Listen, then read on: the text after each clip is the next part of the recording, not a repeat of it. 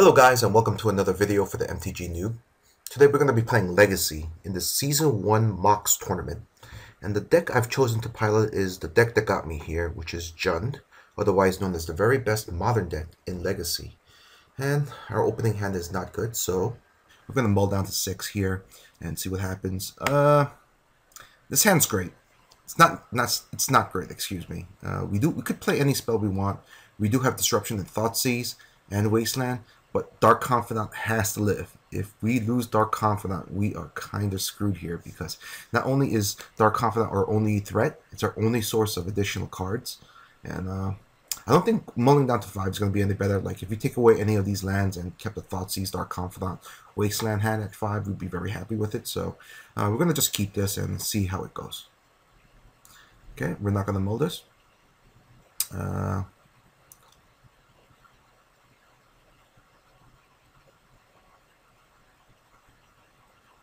Okay, we're waiting for our opponent.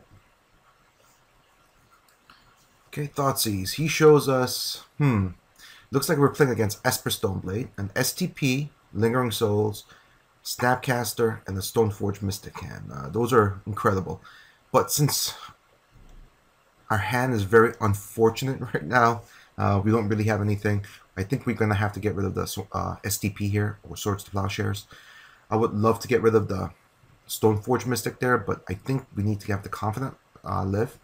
Even though he could just Snapcaster flashback the Dark Confidant, he showed us one basic land, a Tundra, and a Polluted Delta, and we do have a Wasteland.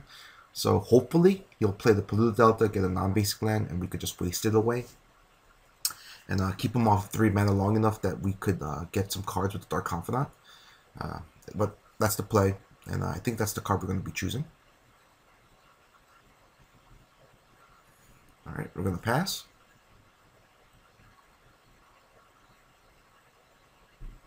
And our opponent leads off with a Plains, which is worrisome to me in that I really want him to start exposing his non-basic lands here, so my wastelands become live. But this is a clear indication that our opponent knows exactly what he's doing, and he has a plan. Leading off with the Plains there is very good for him. So we have a choice here between Dark Confidant and Sylvan Library. The original plan was to get the Sylvan Dark Confidant in there, but the Sylvan Library might change stuff because it isn't removal proof. So I think we're just going to go with the Sylvan Library and go with the card selection there. I think this might be a mistake because we are going to get at least 1 card off of the Dark Confidant, and we do have some kind of clock on him. But the Sylvan Library allows us to dig a little bit deeper in getting an answer for that Stoneforge Mystic, because we really want to hit a discard spell like Thoughtseize here to get rid of whatever card he's searching out with Stoneforge Mystic. And he gets a Batterskull. We top deck a Wasteland, and he put the Delta into an island there that really irks me there, because again, this kind of indicates that our opponent knows exactly what he's doing. Our top of the library is pretty poopy here. We're fortunate that we could select one of the 3 here. I think we're just going to take the GT and shuffle away the top 2 lands, so we could see 3 new cards there. But the real question is, do we want to expose Dark Confidant there, because he could still Snapcaster into the Swords to Plowshare and killing our Confidant. Okay. And while we're at it about the Sylvan Library, my goodness, that card is so confusing to work on Magic Online. It's ridiculous. Whoever worded that card originally and then reworded it to Magic Online, I don't know. He deserves a medal or something. So I decided to risk the Confidant there because if he plays the Snapcaster Stoneforge Mystic over there, Snapcaster into Swords to Plowshare over there, then he can't Stoneforge into the Batterskull, which will buy us some time. And he decides to go after the Dark Confidant, keep us down in cards. Okay, so we're definitely gonna shuffle up our library here with our Wooded Foothills. I don't know if Esper Stoneblade runs any Wastelands. I don't think so. They might, but I don't know. I don't think so.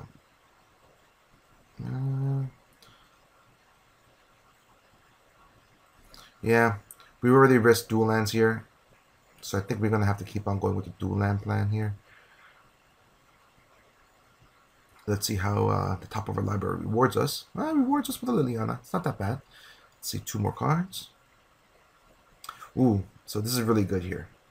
What we really want to do is set up a cascade with the Bloodbraid Elf here. The Pulse could kill Lingering Souls tokens, which I'm sure he's running. Could kill the Batterskull. Could kill anything else on board.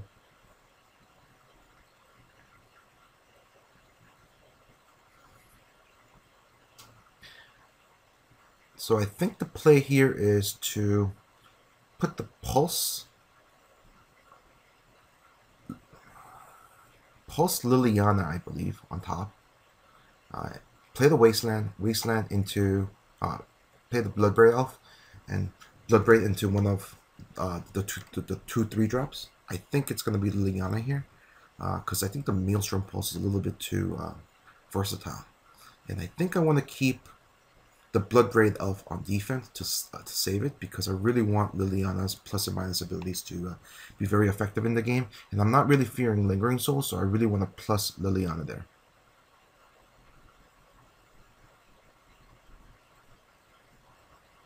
Okay, we decided to pay the 4 life for the Maelstrom Pulse because we want to see new cards, and we really need to trade life points for cards there, I think, because we need to put the pressure on. I think the longer this game goes, it more favors them. So cascading into Liliana. Liliana -2. Let's see what he does.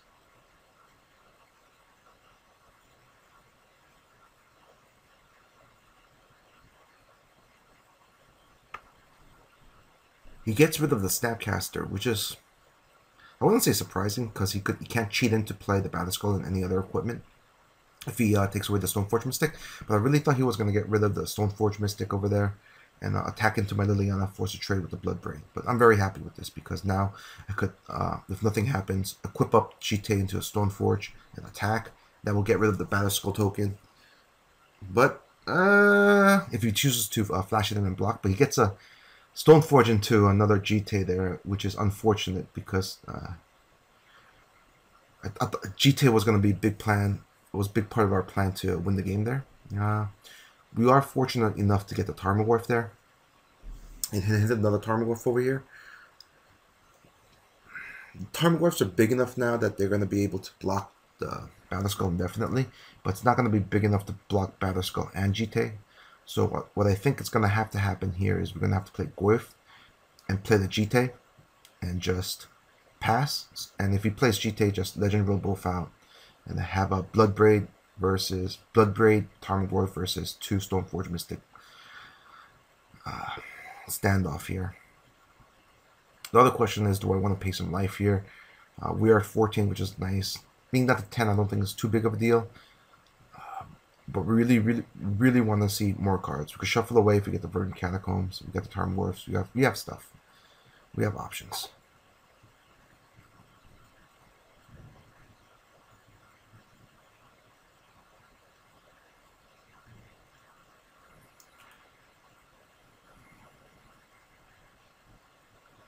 I guess we could also pulse the 2 Stoneforges away, but I think that's a waste of a pulse there. Then we're going to have to chump block with the Bloodbraid if he flashes in the Liliana. And in this situation, I really don't think I could Liliana +1 there, because the card in our hand is more valuable than the worst card in this 5-card hand there. So, Tarmogoyf, get in there.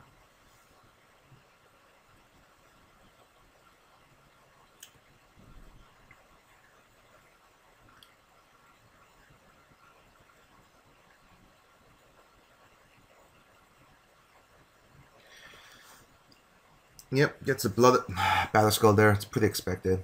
I think he's just gonna flash in or play the Umazau's Jit over there. Make sure there's a Legend Roll.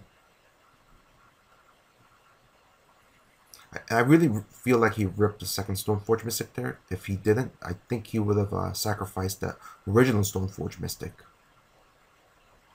Okay, so we're gonna let Liliana die here. We can't plus it. We can't minus it. And the Goyf is gonna increase to a 4/5, so we could have a standoff. So I really think he ripped the second Mystic over there, because I think he would have sacrificed the first Mystic if it was the case.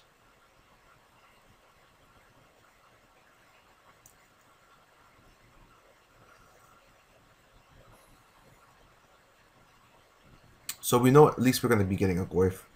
2 Goyfs versus 2 Mystics and the Battle Skull with a Blood Braid. It ain't that bad. Plus we do have the Sylvan Library active here. I really wish that he didn't have that stupid GTA in his hand, but he does. Because I think if we have a GTA, we swing in there, I think we just win with a second Goyf.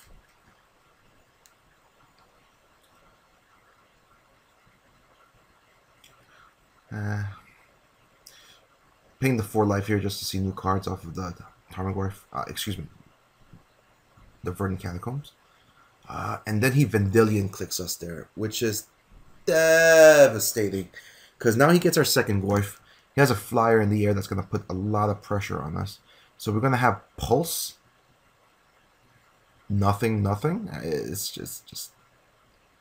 He really caught us with our pants down there, because we could have played Goyf, Maelstrom Pulse there. And now we're just down to a Goyf. And he has a clock. Our GTA is useless. We're really sad.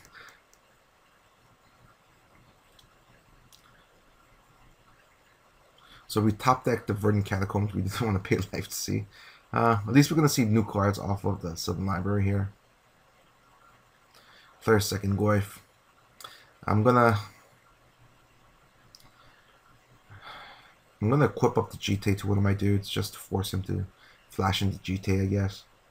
I mean, he knows exactly what's in our hand. I'm going to crack a fetch land too.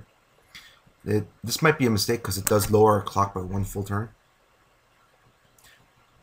But we're seeing a lot of cards with Sylvan Library, and I want to increase the chances of me drawing stuff. Plus, we could Verdant Catacomb next turn, shuffle up if the top 3 cards aren't really very helpful to us. And we have some time. They don't have that much reach. I think the best reach they have is the Vendilion click right there. Or like a second turn, third turn, Battle Skull off of a Stoneforge. Not second turn, third turn.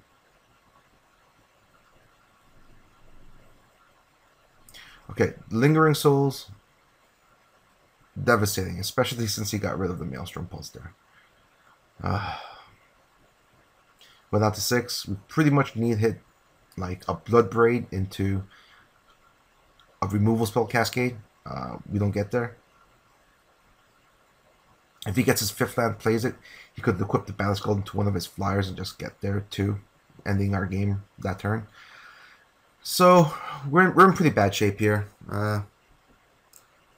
Even if he does nothing but flashback the Lingering Souls there, I think the chances of us winning this game is almost 0.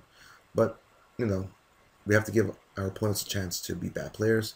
We took the Inquisition because, well, I want to see what's in his hand, just to get more information about his deck.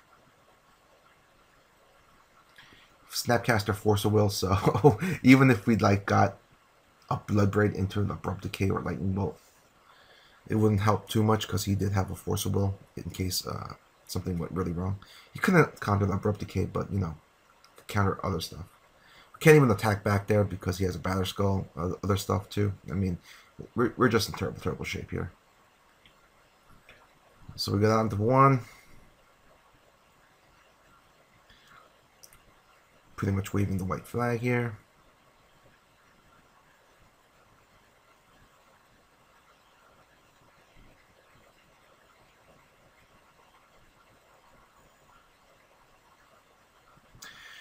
And we're dead.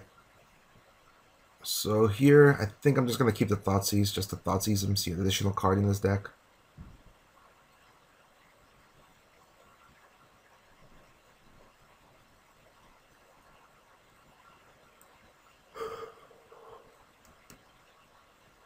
We see a Jace. We should assume that he has a Jace anyway. And we die to our own Thoughtseize. Sideboard time. So I think what I really want to do is get some Pyroblast in there against his blue cards. Get the Ancient Grudge against his equipment. I want to get Engineered Plague and Hymn to Torok. Engineered Plague for Lingering Souls. Hymn to Torok because I want to get multiple cards instead of the 1-1 and try to like grind them out. The only real choice, the only real decision I have for sideboarding right now is if I want to get a Life from the Loam in there or not. But I'm going to cut cards here and see what happens first.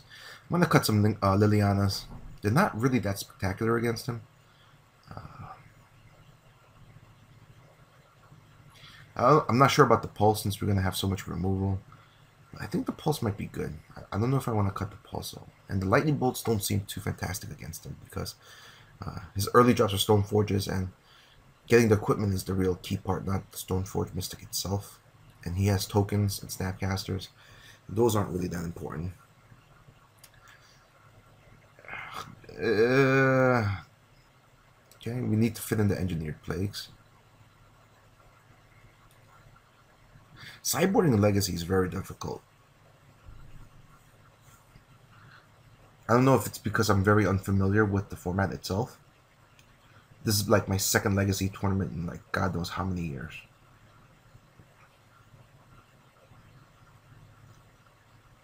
Because it feels like I don't want to change too much about my deck, and I don't know what's not as important in this matchup. It feels like Esper Stoneblade has a pretty good matchup against our Jund deck here.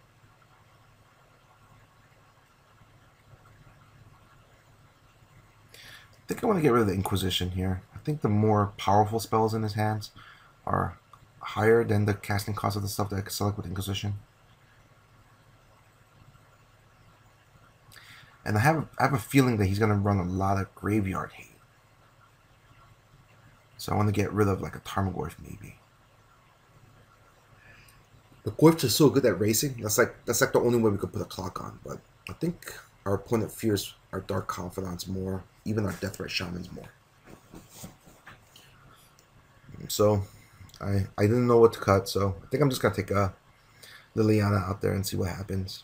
Yeah. This hand's pretty miserable.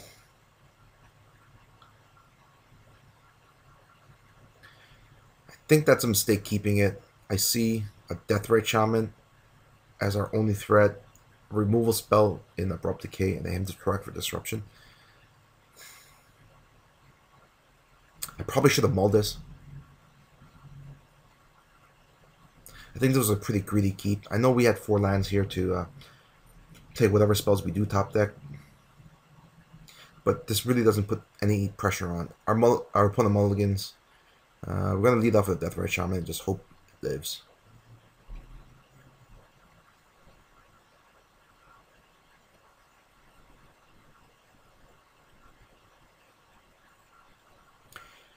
And, ooh, Relic. Okay, that's fine, that's fine.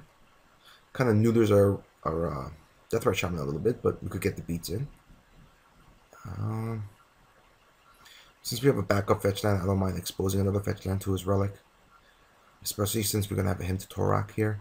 So we're going to have a decently filled graveyard. Not too big. We got a Stoneforge Mystic in the Swamp. Not bad, not bad. Because if we Thoughtseize, most likely we would want to take away his Stoneforge Mystic without, you know, any new information gained. We really need to draw some threats here.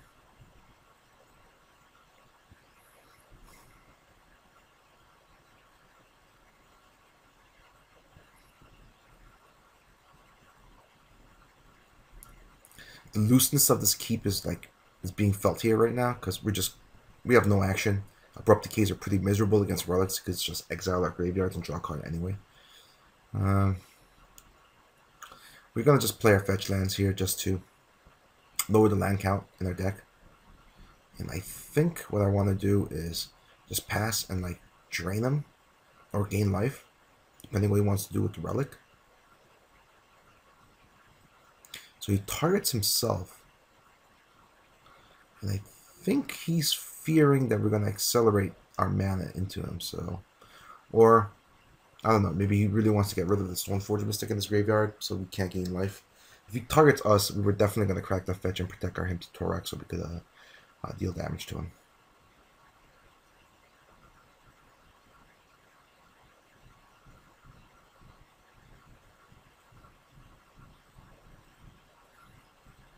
Okay, get ourselves a dual land here.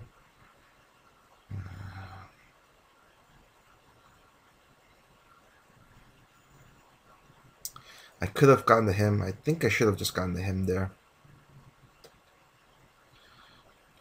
My unfamiliarity with Legacy and the fact that I don't know how to play around like Relic right there. Really cost me an opportunity to do 2 additional damage there. I think it's gonna cost us any.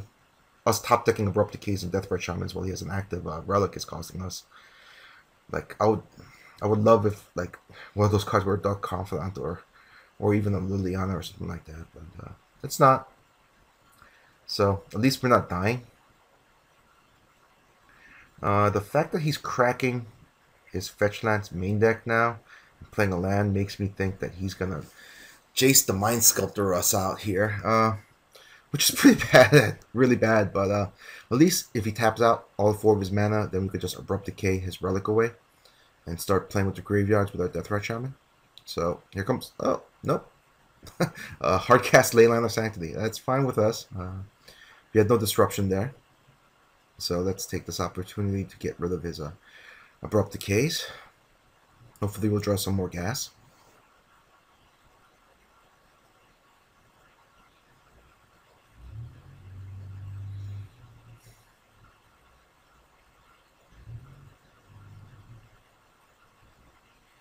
Form of Deathrite Shaman. Okay. I guess we could have triple 1/2 beats. He's at 14. He has 2 cards in his hand. I can't be giving him this much time. I mean, like, you could play anything in this deck right there. If he top decks a Stoneforge, Jace the Mind Sculptor, everything else like that. We're deep doo-doo, so I really want to get some beats in and some drains in. And let's see what happens. And we walk right into a Perish, which I knew as a card, but I didn't know he ran. So we top deck a Wasteland here. Again, the fact that our opening hand was very threat light, very just very light in everything is really costing us. We drew a couple of lands there, and now we can't get any beats in. So he's cracking a Fetch Land main deck. So this has to be the Jace. It is, and now we're in trouble. Now we need to start Bloodbraiding into Cascaders, and he's gonna Fate Seal us.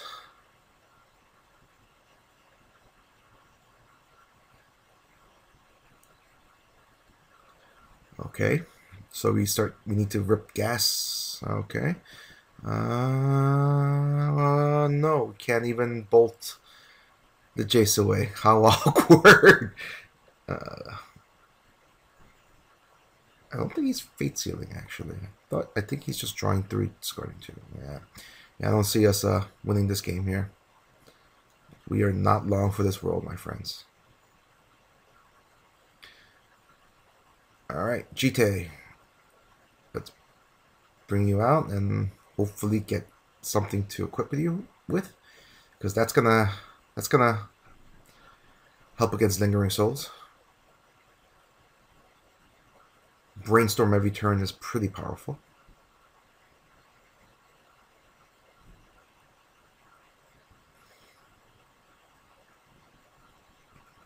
Alright, Stoneforge Mystic. That's awful. I think I want him to get a Badass Skull here, but nope, he's getting the GT. Legend Rule. That's so miserable.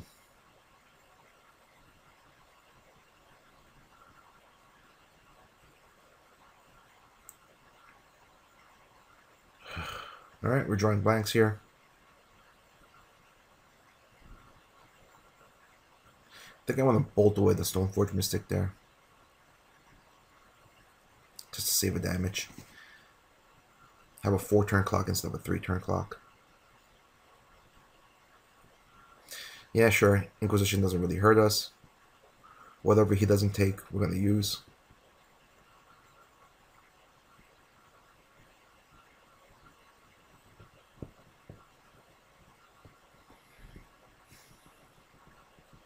Alright, this is actually good news for us. He's attacking with everything. And I want to save the bolt there because I really want to top deck a Bloodbraid Elf and start threatening his Jace the Mind Sculptor there. And if he had a blocker, I wanted to bolt it away. But it didn't happen.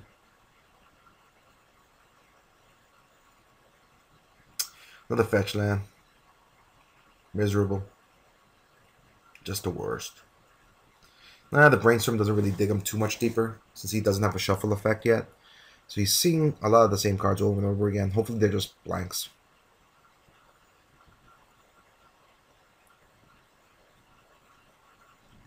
But even if they're blanks, I mean, we're in really bad shape here. He finally leaves a spirit token back for a blood break possibility. Which makes me think he doesn't have counter spells, which is hope. Let's shuffle away. Nope. We just lose. Alright, thanks for watching. See you round 2.